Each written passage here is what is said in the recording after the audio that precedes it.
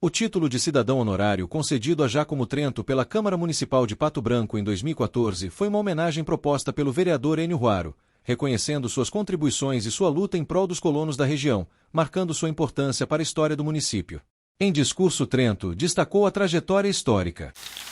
Porque entre todas as realizações que eu fiz em minha vida, a mais importante, na minha opinião, é o acontecimento do dia 9 de outubro de 1957, há 57 anos atrás, a revolta dos poceiros. Antes desse dia, eu era um comerciante que vendia mercadoria de rádios e eletrodomésticos com um jipe no interior do sudoeste do Paraná. Eu era aqui um simples, como que chamam, antigamente era nominado como caixeiro viajante, que vendia mercadorias de casa em casa, percorrendo todo o interior da região.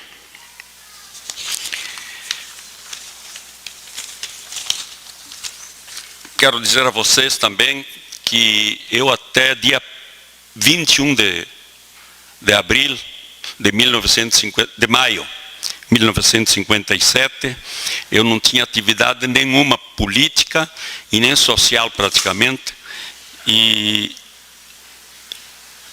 acontece que eu chegando, depois eu vou ter que cortar fazer essa parte para depois voltar atrás. Eu chegando em Verê, um dia carregado de mercadoria, eu ia indo para Verê e dois vizinhos fazer meus negócios por lá.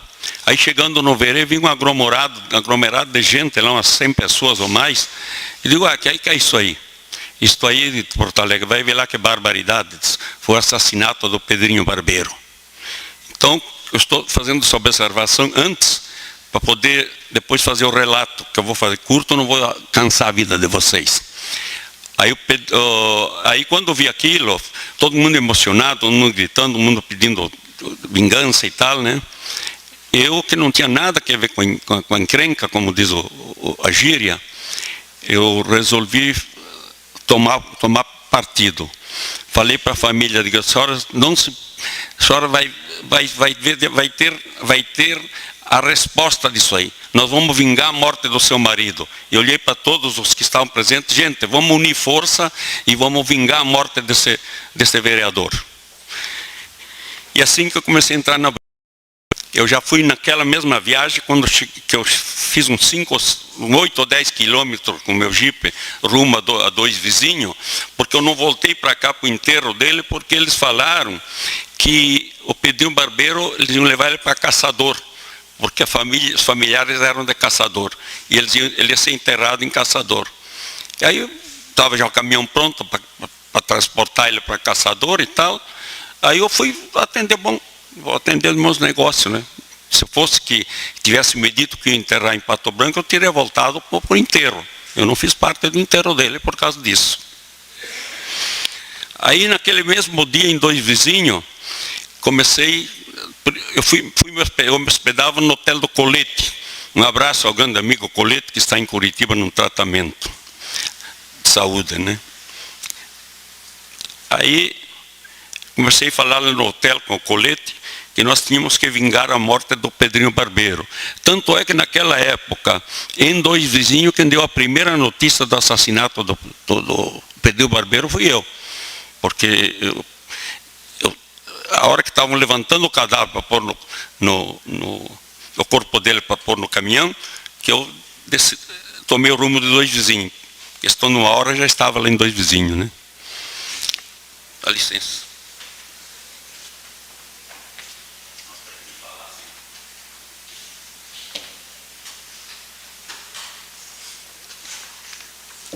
E aí comprei a briga, né? Já naquela vez, quando eu voltei de viagem, eu normalmente ficava uma semana no interior, né? Quando eu voltei de viagem, já dei todos os relatos que eu havia com o Ivo Tomazoni, a Rádio Colmeia, né? E já aproveito a dizer também que sem a Rádio Colmeia não tinha feito nada, sabe? não tinha condições. O único meio de comunicação que nós tínhamos aqui no sudoeste do Paraná naquela época, o nosso noticioso, que era ao 12h30, Frei Policarpo deve lembrar muito bem, Zipros S37, ao 12h30, valia mais do que hoje o Jornal Nacional da Rede Globo. Todo mundo assistia isso aqui. Era o único noticioso que o povo tinha fé e tinha confiança do que o Tomazoni falava lá. E assim eu comecei a fazer. Conversando com um, conversando com o outro, brigando com os jagunços da companhia nas estradas, porque a estrada, aquele tempo era muito buraco, muito encalhadão. Quando enxergava um jipe amarelo, aqueles DKV, encalhado, eu ficava brigando com o jagunço. Vocês tiram essa porcaria de vocês vêm aqui para matar a colônia e ainda fica trancando a estrada da gente aí. Então a minha briga era assim, aberta. Era um constante suicídio que eu fazia, sabe? Só que eles me subestimaram, né? Eles me subestimaram e não deram importância ao que eu fazia, achava que eu não tinha capacidade de aglutinar os colonos, as pessoas do jeito que foi, porque eu acabei ficando confidente dos colonos. A mim eles confessavam tudo, porque eles tinham medo de se falar às vezes até entre eles. Porque os colonos, eles largavam muita fofoca de um colono contra outro para poder agarrar força, né? E eles confiavam cegamente no que eu dizia. E começaram a acreditar e me obedecer.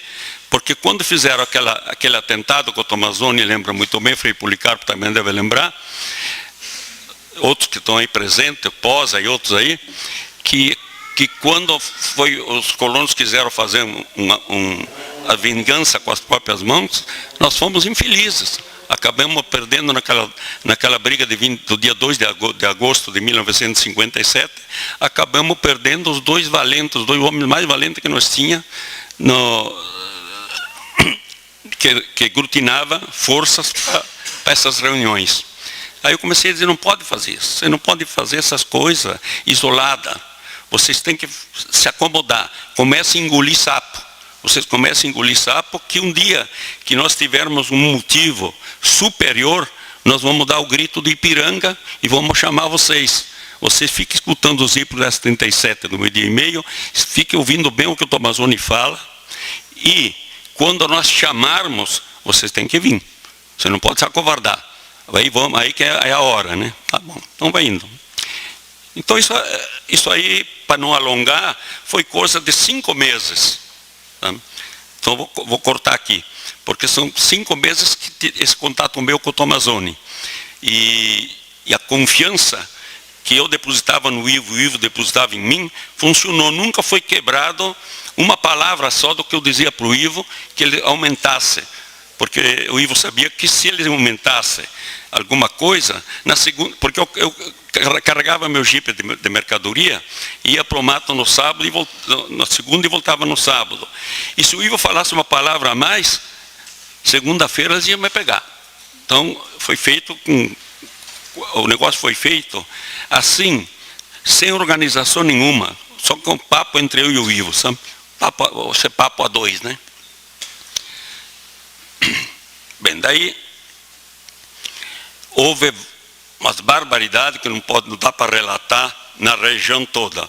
Eu vou acabar relatando 2 casos que deu para eclodir esta revolta, que foi que aconteceu que eclodimos a revolta. Porque a organização que nós estávamos fazendo com 5 municípios do sudoeste do Paraná, Pato Branco, Francisco Beltrão, Barracão, Santo Antônio e Capanema, era para nós se organizarmos para detonar esse levante. Mas foi precipitado o negócio. Aconteceu que eu dizia aos colonos que eles se acalmassem, que o dia que chegasse, vamos tomar água. O dia que chegasse uns motivos fortes que revoltasse, que indignasse o povo, nós detonávamos a revolta. Aí esse dia chegou. Dia 4 de outubro, houve o assassinato, a chacina da família João Saldanha. Aí o Tomazoni fazia esse relato de meia em meia hora, contava tudo o que aconteceu naquela chacina da família. Isto começou em fevereiro, a deixar o povo pronto para a briga mesmo. Tá? Aí veio a gota d'água que detonou a revolta. Vocês vejam que não estava preparado para esse dia. Nós não sei se a nossa revolta ia estourar em outubro, novembro ou dezembro, porque nós estávamos organizando, né? Aí chegou no dia 8, no lusco-fusco da noite, chegou na Casa Rádio, que eu era sócio, na Casa Rádio Técnica Sonora Limitada, um colono da Água do Verê, o nome dele é Constante Tavares, muito conhecido dos familiares do meu genro, Odério Roste, que está presente aqui. Aí ele correu as autoridades, foi para prefeito, foi para cá, foi para lá e tal, e ninguém deu guarida a ele. Mas eu me ofendi muito e fiquei muito indignado com a delegado de polícia, João Fragoso, deu a este colono, dizendo que ele não podia provar que essas crianças foram açoitadas do jeito que foram pelos jagunços, que ele não tinha prova disso. Aí quando ele chegou na loja, estava anoitecendo, eu digo, vamos subir na colmeia lá. O Ivo Tomazoni está aí, que é prova disso. Aí vamos contar essa história para o Ivo. E eu já falei para o Ivo, digo, amanhã nós vamos detonar o movimento. Eu amanhã vou na delegacia, vamos resolver esse negócio aí. Tá bom, vamos tomar água. Muito obrigado. Você está vendo que eu estou com sede, né? Aí eu falei pro Constante Tavares, Constante, você vai ficar onde já à noite? Aí eu vou na casa do Velho Rosto, o tio do Odério. Eu vou dormir na casa do Velho Rosto. Então amanhã de manhã você vem às 8 horas da manhã aqui, que eu vou na delegacia contigo. Mas daí veja o ato suicida que eu cometi. Isso aí hoje eu tenho que admitir que foi um ato suicida. Enfiei 2 revólveres na cinta, 2 no cano da bota e uma Winchester do jipe. Entrei na delegacia com o homem e as 3 crianças xingando o delegado, que ele era bandido ferranhamente contra nós. Aí que eu digo que não fui eu que fiz isso aí. Quem fez isso aí foi um poder superior que Deus deve ter mandado para me ajudar. Aí eu chego na delegacia, entrei esbravejando, ato totalmente suicida mesmo, porque se ele estivesse lá, eu não estaria aqui contando o caso para vocês, sabe? Porque ele tinha 15 policiais e era ferranhamente contra nós. Aí eu cheguei na porta do gabinete dele, digo, esse caboclo já vai falar para mim o que ele disse para esse colono aí. Aí num canto assim como daqui, onde está aquele fotógrafo lá, repórter, o Alberto Gerão falou para mim, Porto Alegre, você está louco, Porto Alegre? Vem cá, para aí, o que tu está fazendo? Eu não, eu quero que ele me fale para mim o que ele falou para o Costa. Não, Porto Alegre, vem cá. Vem cá, você está ficando louco. Olha, às 4 da manhã, ele me tirou da cama e me entregou à delegacia, porque eu sou suplente de delegado, e ele foi para o Rio Grande do Sul, porque a mãe dele estava passando mal. E ela acabou morrendo. Então, quer dizer, esse ato foi a minha vitória, porque senão, xingando como entrei, nós ia para a bala logo, né? E quem é que ia perder? Ele com 15 policiais na mão, e eu nunca matei ninguém, nunca atirei em ninguém, ele era bandido, né? Aí dialogamos uns 10 minutos com o Gerão. Ele me entregou, o seu Alberto Gerão, era meu companheiro de estrada, nós somos caminhoneiros juntos. Aí ele me entregou a delegacia, com os 15 policiais, chamou o sargento e falou, olha, eu vou lá na Cachoeirinha, onde eu tenho minha serraria, de lá vou atravessar o Rio Pato Branco, vou para o Coronel Vivida, e de Coronel Vivida vou a Mangueirinha, ver uns pinheiros, eu não estou para ninguém, pode dizer que eu estou vendo pinheiro no mato. E vocês... Estou entregando, sargento, a delegacia para Porto Alegre. Aí eu peguei o sargento com os 15 policiais reunidos, estavam tudo lá mesmo, já estava tudo pronto, né? Falei a eles que se eles aderiam ao nosso movimento. Ele respondeu assim, Porto Alegre, você dá comida para nós E munição, nós estamos do teu lado. Porque nós estamos aqui com 7, 8 meses de atraso no pagamento do governo, estamos passando fome, estamos desmoralizados, não temos mais crédito nem para comprar comida. E quando o pessoal do governo Lupião manda fazer algum serviço, é só para castigar colono, bater em colono e fazer essas barbaridades que está acontecendo aí. Aí quando dialogamos aí, em poucos minutos, que eu vi que estava com a delegacia na mão, saí desesperado. O Ivo deve saber como é que eu cheguei lá. Não. Como que eu cheguei lá? O Ivo testemunha disso. Ivo, agora vamos quebrar. Vamos quebrar o pau. Eu já disse, meu jeito, que era assim com 25 anos, continua até hoje, né? Aí conversamos um pouco com o Ivo e tal, daí o Ivo disse, mas não convém soltar agora, então vamos soltar o 12:30. Porque o trato de nós chamar os colonos para a briga era o 12:30 no noticiário que chamava ZYS37. E aí fizemos, né?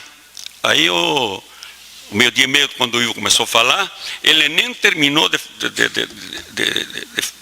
fazer o jornal, que a praça já estava com uns 500, 600 homens. Eles começaram a vir logo em seguida, porque esse pessoal estava tudo enfebrado por causa das notícias que o Ivo transmitia, da chacina do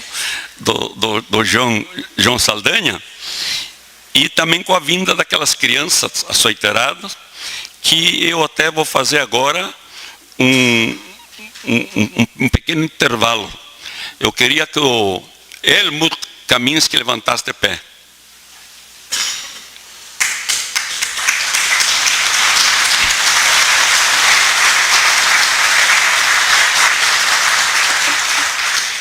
Fica de pé mais um pouco aí, cara. Você não está cansado, né? Este é um dos 3 meninos que foram açoiterados. Um tinha 11 anos, outro tinha 13 e este aí tinha 15. Então, eu falo, e tenho certeza que o Ivo Tomazoni, eu acho que o Frei Policarpo também assina embaixo, que foi o estupim que detonou a revolta de 57. Por isso que essa revolta foi feita com antecedência e sem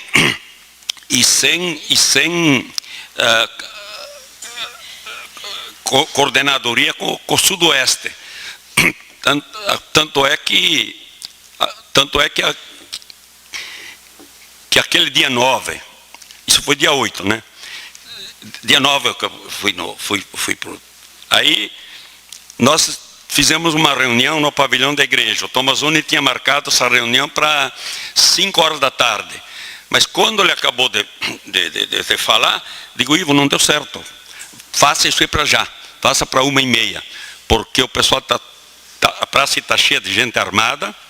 E peça para transferir para 1:30. Peça para o comércio fechar as portas, comércio e indústria fechar as portas, principalmente esse comércio que vende bebida alcoólica, porque o negócio está pegando fogo e nós podemos entornar o caldo aí. E é o que foi feito, né? Aí fizemos uma reunião no pavilhão da igreja, que é naquela esquina hoje que em frente à prefeitura. Nesta reunião ficou determinado que o prefeito de Pato Branco, o doutor Ari Valdir Greff, fosse... Eu estou pulando os pedaços, senão ficamos conversando 3 semanas aqui, sabe?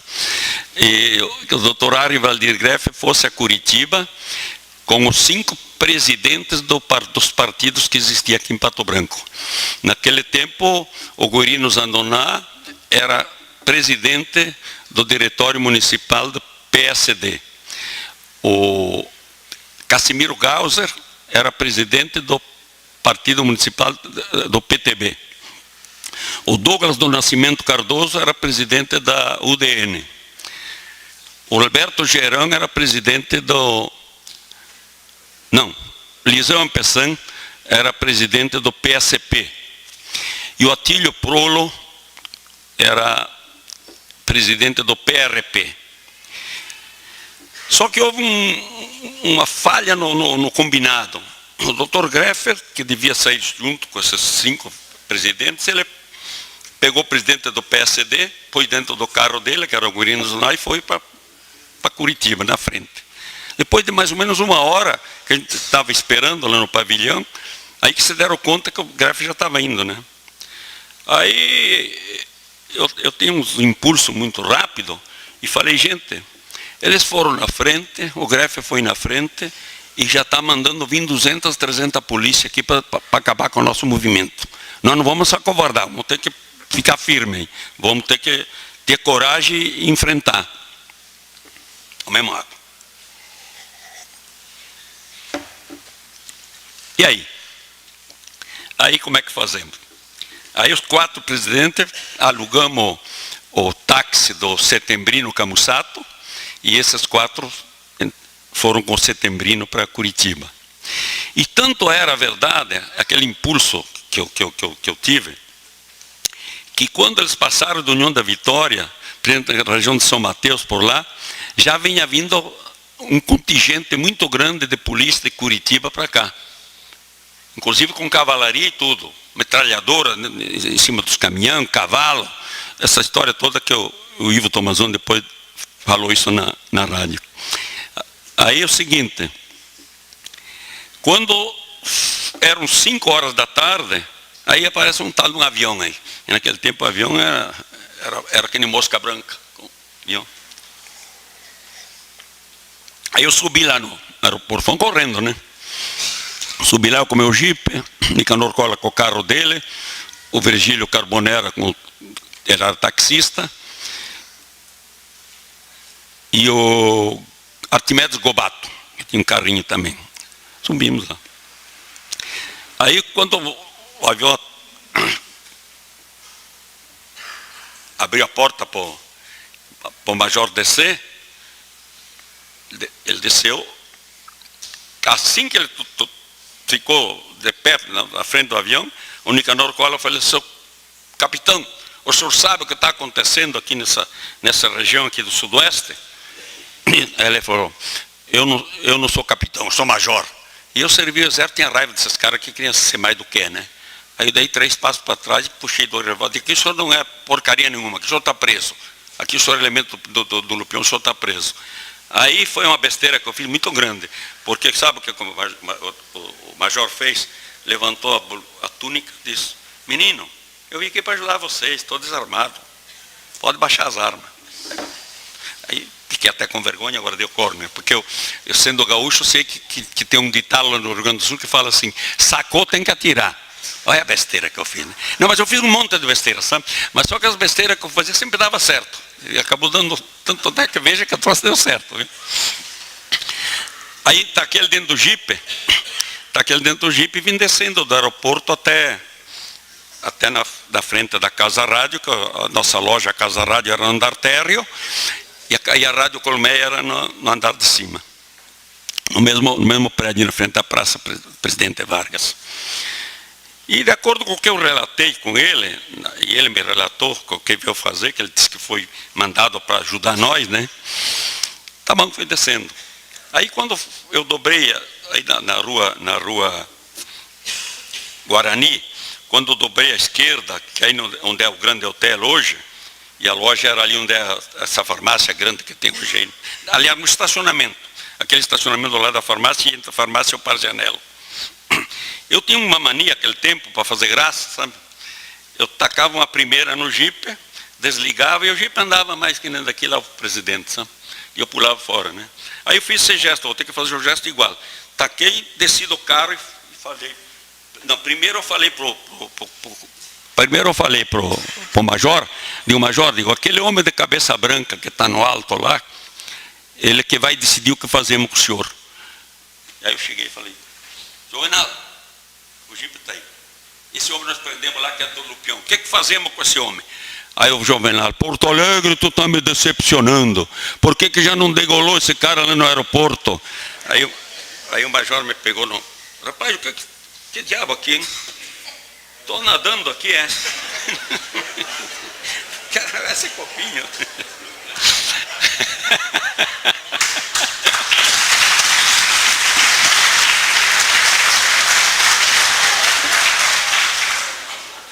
Aí o major me pegou pela mão assim, né? Mas tremendo, coitado, um monte de gente. Eu falo um negócio desse, o cara manda degolar o cara, né? É decepcionado porque eu não degolei, né? Aí, Porto Alegre, o que nós combinamos na descida é isso que eu quero. Não, você não vai lá para mim. Sobe essa escada aqui, vai lá.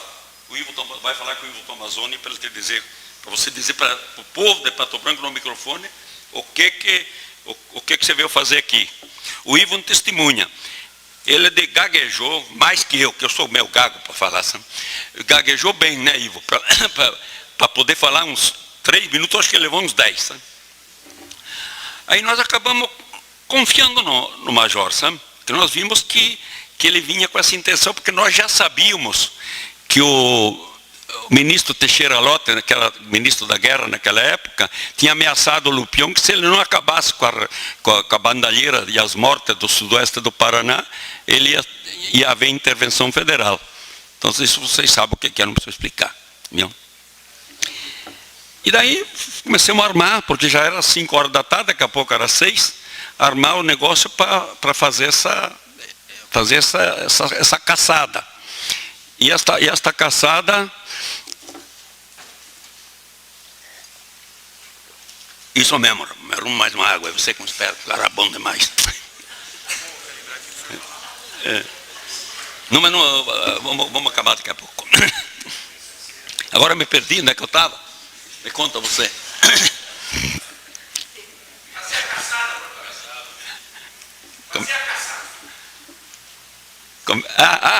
O Matiello que acha que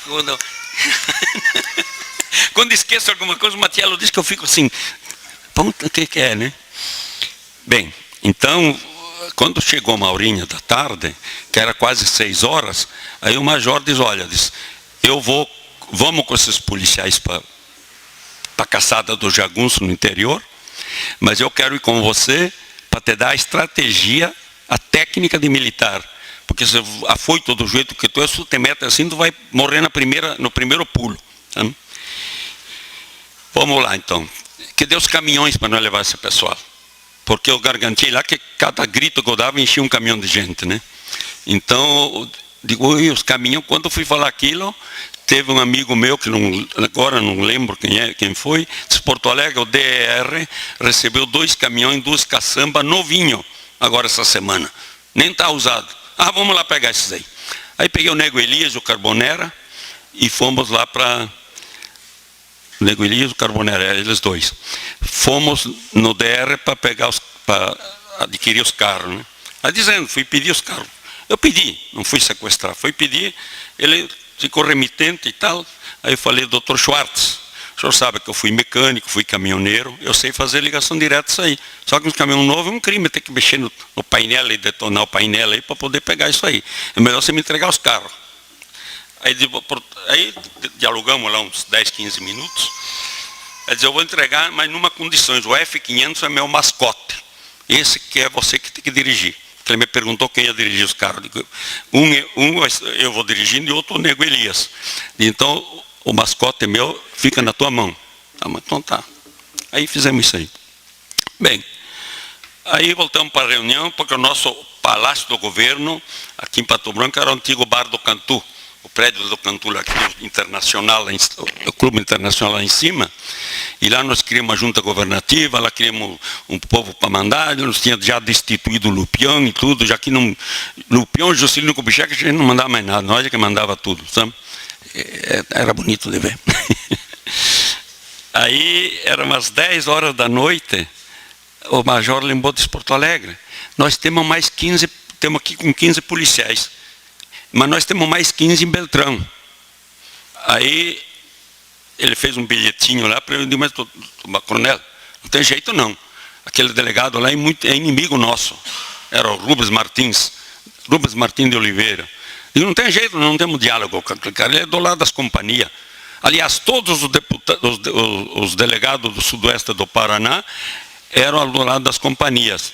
Todos os prefeitos e todos os juízes e promotores mesmo, menos de Pato Branco. O doutor José Megra daqui e o doutor Josafá, não é que eles eram a nosso favor, mas eles faziam vista grossa. Nós tínhamos confiança que ele não ia mexer com nós, né? Aí eu fui. Aí eu digo, não, mas então eu digo, como é que eu vou fazer? Leva o sargento junto. O sargento não está sob o teu comando, leva o sargento junto. Aí fomos eu e o sargento e o nego Elias para pegar os militares lá. Aí eu cheguei lá, ele encrencou comigo. Não, porque não sei o quê, porque não dá, isso não está certo, não pode, porque isso aqui é um bilhete que eu não reconheço a assinatura e tal. Aí eu chamava aquele código morfo de piripipi. Digo, vocês têm aquele piripipi, falem naquele piripipi, lá que o major está lá em Pato Branco, ele vai confirmar isso aí. Aí ele me pediu, espera uns 10, 15 minutos. Ele saiu, deu uma volta, voltou. Sabe que eu vou lhe entregar os homens. Mas só que ele queria uma hora de tempo para acordar os militares, fardar, armar, para botar eles, porque estava todo mundo dormindo, já era 11 e pouco, né? Então eu tive sorte com isso aí, porque eu aproveitei esses minutos, fui na casa do Luiz Prolo, que muito me satisfaz de estar presente, o filho dele hoje aqui. Agora esqueci o nome do Prolo, o filho do Prolo. Raul. Tá divertido o negócio, viu? Aí eu fui lá, acordei o Prolo. Mas rapaz, aí quando eu detalhei a ele o que foi e tal, disse, não, então vamos na casa do Walter Pecuá e vamos ver como é que nós fazemos, porque eu falei que eles tinham que levantar Beltrão no dia seguinte, né? Bom, aí, digo, mas Walter Pecuá está viajando, digo, ele está no exterior, ele está na Argentina, no Uruguai, no Rio Grande do Sul, foi tirar férias. Não, diz, faz 3 dias que ele está aqui. Então fomos lá. Então, para encurtar o papo, ficou definido que eles levantariam Beltrão no dia seguinte. E aí eu pedi para eles que, como eles estavam mais perto, e estava um dia chuvoso, uma noite chuvosa, que mandassem um emissário para a fronteira, para levantar a fronteira. Aí foi certo, o levante foi feito em cadeia. Nós festejamos aqui em Pato Branco o dia 9, mas na verdade foi assim. Dia 9 levantou Pato Branco, dia 10 à tarde levantou Beltrão, e dia 11 levantou a fronteira. Parece que Barracão e Santo Antônio levantaram dia 11, Capanema parece que foi dia 12. Então foi feito dominó, né? Então até esses dias eu fazendo uma entrevista com o jornalista lá, dono do jornal de Beltrão, o Ivo Pegoraro, falei a ele que na verdade não seria de festejar a revolta dos poceiros num dia só, porque pelo que eu entendo hoje, a segunda semana de outubro, que devia ser dedicada à revolta dos poceiros e também à independência do sudoeste do Paraná. Nesse dia, nós queríamos uma independência, Tomazoni, né?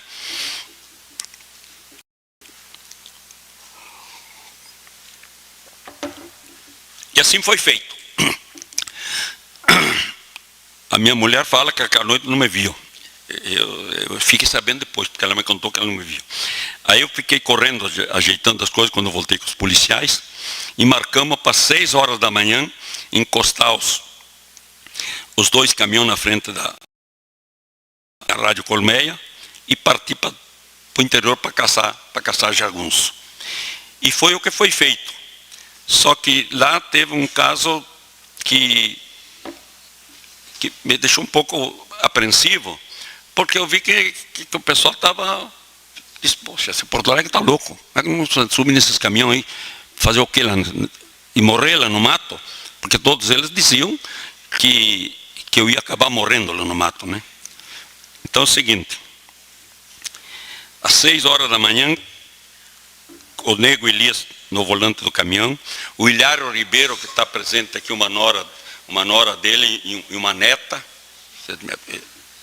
me cumprimentaram na entrada, foi meu companheiro, e o Virgílio Carbonera abriu a porta do F500, onde eu estava, o major nem tinha entrado ainda, ele chegou e abriu a porta, Porto Alegre, eu vou morrer contigo.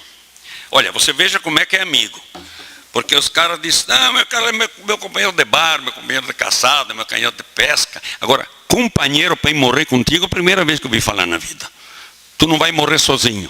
Foi a expressão do Carbonera. Tá bom. Então eu Carbonera entrou, o major entrou na porta, né, do lado, e eu dei partida no caminhão. E o Nego Elias atrás. Mas tem mais um personagem aí que quando chegar na balsa do rio, eu vou relatar o nome dele. Fomos. Bem, nós tínhamos, o Ivo é testemunha, Alberto Posa e outros antigos é testemunha de que o Lívio Brabo era tremendamente do lado do PSD e do lado das companhias. Eu chegando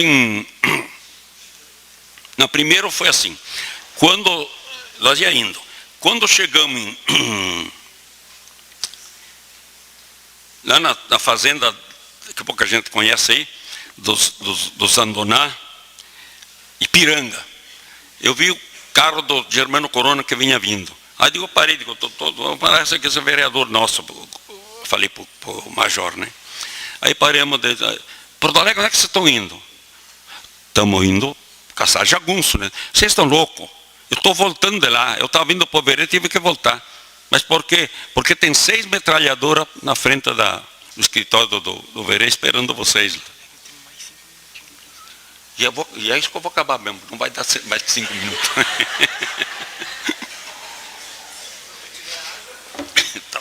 Temos combinado.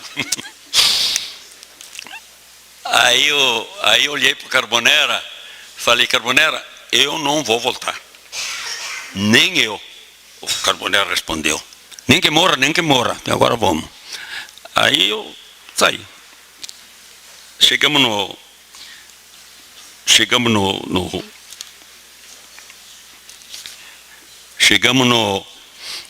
hotel em Itapejar, no hotel dos Boca Santa. Aí vi um caminhão parado lá, com um monte de colono, e o Lívio Brabo veio ao meu encontro. Digo, Major, vamos começar a briga aqui, porque esse cara é um delegado muito contra nós.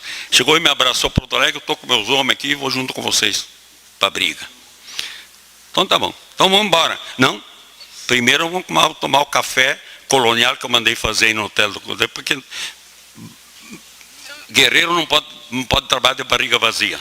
E fizemos isso aí. Tomamos café e foi embora. Aí chegamos na barca do Rio, naquele tempo chamava barca, na barca do Rio Santana, paramos, tinha que descer todos os passageiros para passar com aquela barquinha, naquele tempo era uma porcaria, né? Aí salta o Dorvalino Cantu. O Dorvalino Cantu tinha tomado uns tragos e subiu na caçamba em cima com os policiais e deitou num cantinho lá e dormiu. Ele não tomou café nem nada, ele não viu parar, só foi acordado por causa que ele tinha que descer do carro para passar, descer do caminhão para passar a balsa. Então é agora que eu vou ter que obedecer você. Aí daí para frente, não posso contar porque é uma semana. E aí vamos amanhecer aqui falando. Prendemos 37 jagunços nessa semana. Trazemos para entregar na justiça para o doutor José Megra aqui em Pato Branco.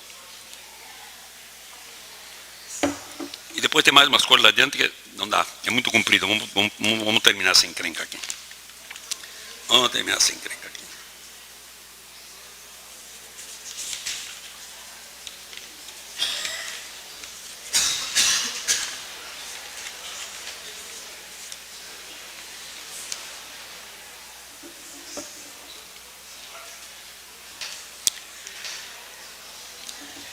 Para encerrar, vou usar uma frase que dizem o povo e que é muito minha.